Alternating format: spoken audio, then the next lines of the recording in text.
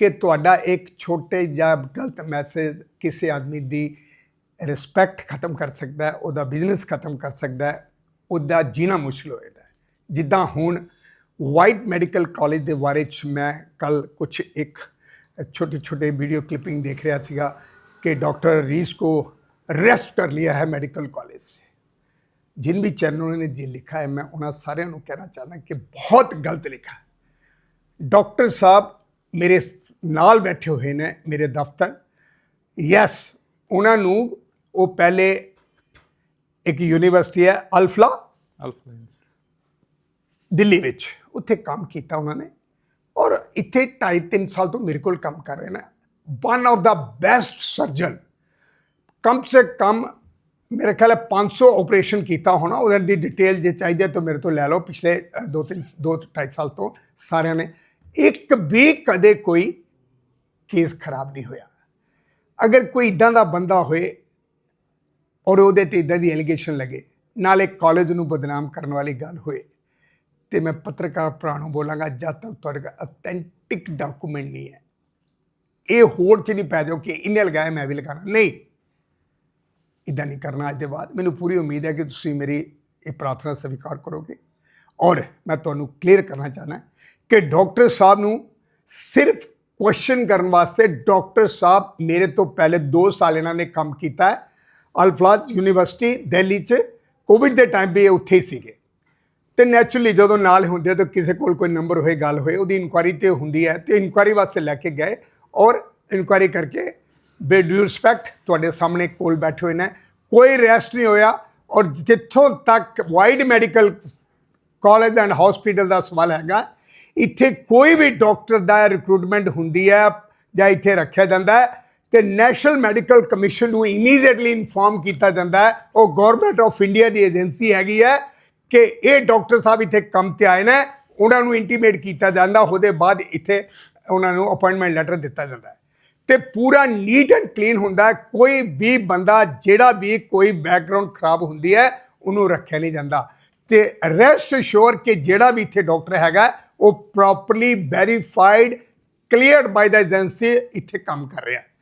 Second, मैं Swaran Salaria chairman white medical college and hospital assure करना सारे परिवारों नूं जिहड़े जिहड़े मैनूं दिख रहे हैं जां जिन्हां ने वाइट मैडिकल कॉलेज के बारे च सुनिया, मैं फ्रीडम फाइटर का बेटा, देश वास्ते असी जान देने नूं तैयार हाँ।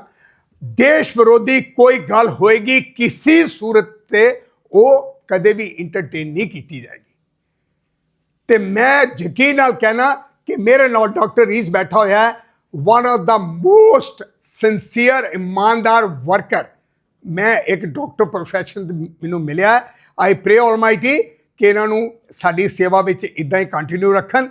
पत्रकार भरा नूं दोस्तों सारिਆਂ ਨੂੰ एक बारी हाथ जोड़ के बेनती है कि कोई गलत खबर ना लगाना, क्योंकि वो हर्ट करती है, रेपुटेशन खराब होंदी है कॉलेज की भी, डॉक्टरों की भी, और तुहानूं भी चंगा नहीं लगेगा जदों तुहाडी कोई गलत खबर तुसीं लगाई होंदी है। तो ये अलावा डॉक्टर साहब तुहाडे कोल बैठे हुए हैं, मेरी तरफों इन्ना ही हैगा कि देयर इज नथिंग रॉन्ग। कोई किते किसी किस्म की इदां दा कोई लिंक टैररिस्ट नाल जां कोई इदां दा, मैं इदां दी गल हुंदी मैं चक के पहले डॉक्टर साहब नूं लटका देना ही कि भाई चक्को अंदर करो इनू, ठीक है ना। मेरे लोकल पुलिस अथॉरिटी ने बोला कि नहीं सलारा जी इदां दी कोई गल नहीं है। क्वेश्चनिंग वास्ते बॉम्ब ब्लास्ट होया सीगा जदों इत्थे पठानकोट पाकिस्तान ने अटैक किया था। जिन्ने कॉन्ट्रैक्टर इत्थे काम करते सी एयरफोर्स सारिਆਂ ਨੂੰ 6 महीने लगातार रोज़ क्वेश्चनिंग वास्ते बुलाया जाता ही, जदों तो किसी ने कुछ नहीं लिखा। नहीं, पहले असल में पहले उनका था इरादा कि अम्बाला में ही होगी, तो अम्बाला टास्क फोर्स के ज़रिए से।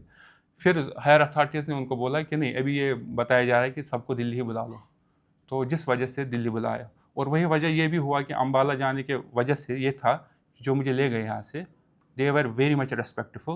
उन्होंने बोला हम 12 बजे से यहाँ वेट करें रात के, लेकिन हम आपके घर नहीं गए। या ऐसा नहीं था कि आप एक्यूज़ हो हम उठा के ले जाएँ आपको। हमने सुबह भी तब तक वेट किया जब तक आप ओपीडी में नहीं आए। जब आप ओपीडी में आए, आप बैठ गए, तब हम सिविलियन क्लोथ्स में आ गए, इसलिए कि किसी को शक ना हो जाए कि हम इसको कुछ ले रहे हैं। लेकिन वहाँ एक ही गड़बड़ हो गया, वो ये कि उन्होंने बोला कि हमें 3-4 घंटे लगेंगे। 4 घंटे में आपको खुद ही हम वापस लाएंगे, आपके सीनियर से, आप हमारे सीनियर से आपको बात करनी है, बस इतना ही है। और आपको हम पूरा विश्वास दे रहे हैं कि आप 4 घंटे या 5 घंटे में यहाँ फिर से होंगे। इसलिए मुझे उन्होंने बोला इसलिए अच्छा नहीं है कि आप किसी को यहाँ बताओ, मतलब फैमिली को फ़ोन करो, वाइफ को फ़ोन करो। अगर आप करोगे सब घबरा जाएंगे, पैनिक हो जाएंगे। जब वो आ ही रहे हो तो कुछ नहीं पता चलेगा, आप लगेंगे सारे हॉस्पिटल में काम कर रहा है, ड्यूटी चल रही है, तो 5 बजे 4 बजे आप घर जाते हो, उससे पहले पहले आप आ जाओगे। लेकिन रास्ते में फिर सीनियर ऑफिसर्स ने उनको बताया कि देखो सबको दिल्ली बुलाया जा रहा है, इसलिए इनको अम्बाला से फिर दिल्ली ले आओ। जब वो दिल्ली का प्लान हुआ ना, तो फिर थोड़ा उसमें ये हो गया कि यहाँ पैनिक हो गए, क्योंकि अब तो पता था नाइट लगना था। दिल्ली पहुँचते पहुँचते हम लगभग 11 बजे पहुँच गए, तो तब तक कोई क्वेश्चन ही नहीं हुआ, वो तो दिल्ली में हुआ। फिर अब दिल्ली में भी ज़्यादा कुछ शाम को किया इन्होंने। शाम को उन्होंने बोला आप थके होंगे तो आप अभी रेस्ट करो, रेस्ट करने के बाद हम आप आराम से सुबह बात करते हैं आपके साथ। फिर सुबह जो मैंने आपको बताया, तो ये डिटेल है। अदरवाइज़ अगर उनको पता होता कि मुझे दिल्ली जाना है, तो फिर वो ज़रूर यहाँ एडमिनिस्ट्रेशन और मेरी फैमिली को ज़रूर इन्फॉर्म करते कि हम इनको इधर ले जा रहे हैं, टाइम लगेगा, तो आप घबराओ मत। लेकिन इस वजह से कि आपको 4-5 घंटे में वापस आना है, उन्होंने मुझे ये दिलासा दिया कि आप टेंशन मत लो, 4-5 घंटे में आपको वापस लाएंगे, किसी को बताने की ज़रूरत नहीं है। दूसरा, जब वो ओपीडी में आए, ओपीडी में इस तरह आए ना किसी के पास गन था ना यूनिफॉर्म थी। उन्होंने बोला हम डेलिबरेटली इस तरह आए हैं ताकि इवन यहाँ किसी बंदे को भी पता नहीं चले कि हम आपको किसी ऐसी चीज़ में ले जा रहे हैं, क्योंकि ऐसे पैनिक हो जाएगा। तो आप सीधे आके चलो हमारे साथ। बल्कि ये तक बोला कि अगर आपको किसी को बोलना है तो बोल दो आईजी साहब का पेशेंट बीमार है, उसको देखने जाना है। मैंने बोला ये झूठ मैं नहीं बोल सकता, मैं वैसे भी झूठ नहीं बोलता, अब आईजी साहब क्या बोलूँ मैं, पता नहीं, तो आप जाना है तो आप चलते हैं। फिर गाड़ी में भी आराम से बैठे, और उन्होंने बार बार रास्ते में ये बोला था अगर आपको कुछ ऐसा होता ना तो आप इधर मतलब मैं सेंट्रल सीट में बीच में बैठा था, बोला आपको यहाँ नहीं रखा होता, आप पीछे ऐसे रखा होता ना, आपको पता चलता है सफ़र क्या होता है। वो बार बार रास्ते में मुझे बार बार इतना रेस्पेक्ट कर रहे थे कि आपको कोई दिक्कत तो नहीं है, आपको ये खाने के लिए तो नहीं जाना। तो आई थिंक डॉक्टर सर एक लास्ट क्वेश्चन है, छोटा या अभी आपको उधर से क्लीन चिट मिल गई है ना, जी जी, तो आप क्या मैसेज देने चाहते हो, क्योंकि कुछ आपका नाम न्यूज़ चैनलों ने ना, लोकल चैनलों ने नाम अपनी वीडियो तक चलाई रहा है। था, आप क्या मैसेज देना देखो चाहते हो? मुझे लगता छोटा सा मैसेज है दीजिए। बिल्कुल बिल्कुल, मुझे लगता है जो सर चेयरमैन सर ने आपको बोला ना, इससे अच्छे मैसेज कोई नहीं है। अगर आपको लगता भी है कोई कि इस तरह की मैसेज है, उसको पहले पूरी तरह से ऑथेंटिकेट करने के बाद ही उसको आगे चलाओ। ये सिंपल मैसेज या कोई खबर देना, सिंपल खबर देना, उसमें देखो आप फैमिली इन्वॉल्व होती है, मैं इन्वॉल्व होता हूँ, मेरे बच्चे हैं, कल को वो स्कूल जा रहा है, अब लोगों में तो डाउट पैदा होगा ना। अब इस न्यूज़ की वजह से मैं तो मार्केट भी नहीं जा सकता, पता नहीं लोगों में क्या चल रहा होगा। मेरा बच्चा यहाँ स्कूल में पढ़ता है, मुझे अब ये डर लग रहा है कि पता नहीं स्कूल वाले हमारे बारे में क्या सोचते होंगे। तो इसलिए आप सोचो ना क्या बीतेगी उस शख्स पर कि जो फजूल में अगर इस तरह की न्यूज़ फैले। एक होता अगर इन्वॉल्व है, ऑथेंटिक न्यूज़ है, फिर आपको जो बताने आप बताओ।